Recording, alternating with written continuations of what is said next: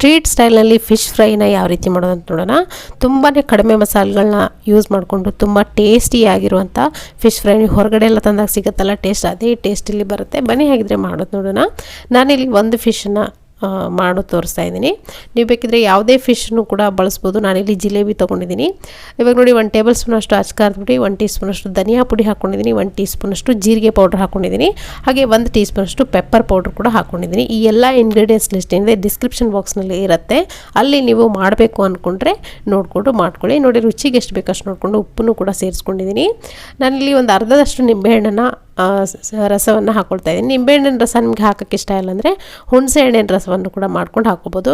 ನಿಂಬೆಹಣ್ಣಿನ ರಸ ಹಾಕಿರೋದ್ರೆ ಸ್ವಲ್ಪ ನೀರು ಸೇರಿಸೋ ಅಗತ್ಯ ಬೀಳುತ್ತೆ. ಹುಣಸೆ ಹಣ್ಣಿನ ರಸ ಹಾಕಿದ್ರೆ ನೀರು ಸೇರಿಸೋ ಅಗತ್ಯ ಇರೋದಿಲ್ಲ, ಅದರಲ್ಲೇ ಚೆನ್ನಾಗಿ ಹೊಂದ್ಕೊಳ್ಳುತ್ತೆ. ನೋಡಿ ನಿಮಗೆ ಮ್ಯಾರಿನೇಷನ್ಗೆ ಎಷ್ಟು ಹದ ಬೇಕು ಅನ್ನೋದು ನಿಮ್ಗೆ ಗೊತ್ತಾಗುತ್ತೆ, ಅಷ್ಟು ಹದದಲ್ಲಿ ಮಿಕ್ಸ್ ಮಾಡ್ಕೊಳ್ಳಿ ನೀರನ್ನೇ ಸೇರಿಸ್ಕೊಂಡು.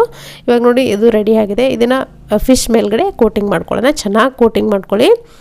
ಸೊ ನೋಡಿ ಒಂದು ಪೂರ್ತಿಯಾಗಿ ಕೋಟಿಂಗ್ ಬರಬೇಕು. ಆ ಕಟ್ ಮಾರ್ಕ್ ಏನಿದೆ ನೋಡಿ ಅದ್ರ ಮೇಲ್ಗಡೆ ಚೆನ್ನಾಗಿ ಕೋಟಿಂಗ್ ಮಾಡ್ಕೊಳ್ಳಿ. ಇದನ್ನು ಒಂದು 10 ನಿಮಿಷ ಬಿಟ್ಟು ಬೇಕಿದ್ರೂ ನೀವು ಮಾಡ್ಕೊಳ್ಬೋದು, ಫ್ರಿಜ್ಜಲ್ಲಿಟ್ಟು ಕೂಡ ಮಾಡ್ಕೊಳ್ಬೋದು 1 ಗಂಟೆ. ಇವಾಗ ನೋಡಿ ನಾನು ತಕ್ಷಣವೇ ಮಾಡೋದು ತೋರಿಸ್ತಾ ಇರೋದ್ರಿಂದ ಮಾಡ್ತಾಯಿದ್ದೀನಿ. ಸೊ ಇವಾಗ ನೋಡಿ ಅಕ್ಕಿ ಹಿಟ್ಟನ್ನು ಒಂದು ಪ್ಲೇಟಲ್ಲಿ ಹಾಕ್ಕೊಂಡು ಹರಡ್ಕೊಂಡು ಈ ಥರ ಫಿಶನ್ನು ಅದ್ರ ಮೇಲ್ಗಡೆ ಉರುಳಿಸ್ಕೊಳ್ಳಿ. ಆವಾಗ ಒಂದು ಕೋಟಿಂಗ್ ಬರುತ್ತೆ ಅಕ್ಕಿ ಹಿಟ್ಟದು. ನೋಡಿ ಕ್ಲೀನಾಗಿ ಒಂದು ಕೋಟ್ ಬರಬೇಕು. ನಾವು ಮಸಾಲೆ ಏನು ಹಾಕಿದ್ದೀವಿ ಆ ಮಸಾಲೆ ಮೇಲ್ಗಡೆ ಈ ಅಕ್ಕಿ ಹಿಟ್ಟು ಚೆನ್ನಾಗಿ ಹಿಡ್ಕೊಳ್ಬೇಕು. ಅಷ್ಟು ಚೆನ್ನಾಗಿ ನೀವು ಮಾಡ್ಕೊಳ್ಳಿ. ನಿಮ್ಗೆ ಯಾವ ಥರ ಅನುಕೂಲ ಆಗುತ್ತೋ ಆ ಥರ ನೀವು ಒಂದು ಕೋಟಿಂಗ್ ಮಾಡ್ಕೊಳ್ಳಿ ಅಕ್ಕಿ ಹಿಟ್ಟು. ಇವಾಗ ಮಾಡೋದು ನೋಡೋಣ. ಒಂದು ಪ್ಯಾನ್ಗೆ ನೋಡಿ ಒಂದು 3 ಸ್ಪೂನ್ ಆಗೋಷ್ಟು ಎಣ್ಣೆನ ಹಾಕ್ಕೊಂಡಿದ್ದೀನಿ. ಫಿಶ್ ಫ್ರೈ ಮಾಡಲಿಕ್ಕೆ ನೋಡಿ ಯಾವಾಗಲೂ ಎಣ್ಣೆ ಜಾಸ್ತಿನೇ ಬೇಕಾಗುತ್ತೆ. ನಿಮ್ಗೆ ಎಷ್ಟು ಬೇಕೋ ಅಷ್ಟು ಎಣ್ಣೆಯಲ್ಲಿ ಕೂಡ ಮಾಡ್ಕೊಳ್ಬೋದು. ನಲ್ಲಿ ಒಂದು 3 ಸ್ಪೂನ್ ಆಗೋಷ್ಟು ಎಣ್ಣೆ ಹಾಕ್ಕೊಂಡು ಚೆನ್ನಾಗಿ ಬಿಸಿ ಆಗಬೇಕು ಎಣ್ಣೆ. ಚೆನ್ನಾಗಿ ಎಣ್ಣೆ ಕಾದ್ಮೇಲೆ ನೀವು ಫಿಶನ್ನು ಹಾಕಬೇಕಾಗತ್ತೆ.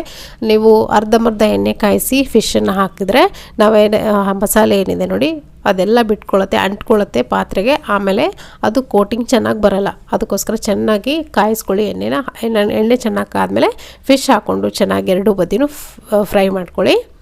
ಒಂದೊಂದು 2 ನಿಮಿಷ ಹಿಡಿಯುತ್ತೆ.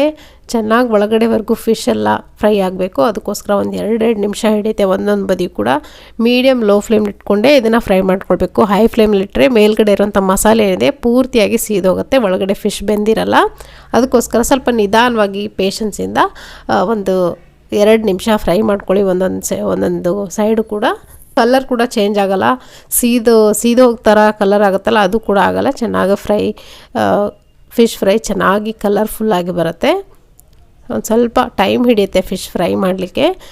ಇದು ಸೇಮ್ ಮೆಥಡ್ನೇ ನೀವು ಅಕ್ಕಿ ಹಿಟ್ಟು ಬದಲಾಗಿ ರವೆಯನ್ನು ಕೂಡ ಹಾಕಿ ಇಲ್ಲಿ ಫ್ರೈ ಮಾಡ್ಕೊಳ್ಬೋದು. ತುಂಬ ಟೇಸ್ಟಿಯಾಗಿ ಬರುತ್ತೆ, ಕ್ರಿಸ್ಪಿಯಾಗಿ ಬರುತ್ತೆ. ಅದನ್ನು ಕೂಡ ನಾನು ನೆಕ್ಸ್ಟ್ ತೋರಿಸಿ ಇವಾಗ ನೋಡಿ ಇದು ಚೆನ್ನಾಗಿ ಫ್ರೈ ಆಗಿದೆ. ನಾನು ಇದನ್ನು ತೆಗಿತಾ ಇದ್ದೀನಿ ಒಂದು ಸರ್ವಿಂಗ್ ಪ್ಲೇಟ್ಗೆ.